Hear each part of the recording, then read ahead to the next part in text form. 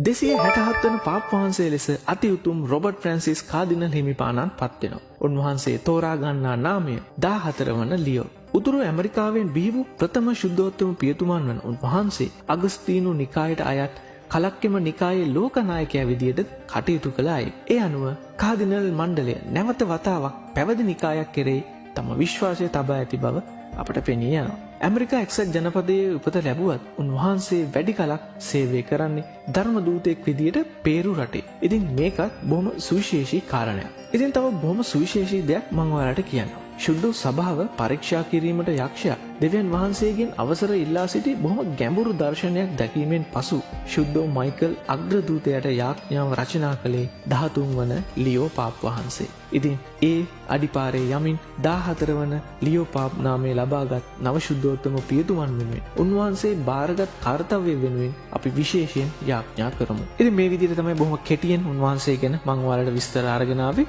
ඉදිරියේදී බොහොම දීර්ඝ විස්තරයක් මම අනිවාර්යෙන්ම ඔයාලට අරගෙන එන්නම්. අවසාන වශයෙන් කියන්න තියෙන්නේ දෙවි සමිදානෝ අපේ ශුද්ධෝත්තම පාප්තුමන් රැකදෙන සේක්වා.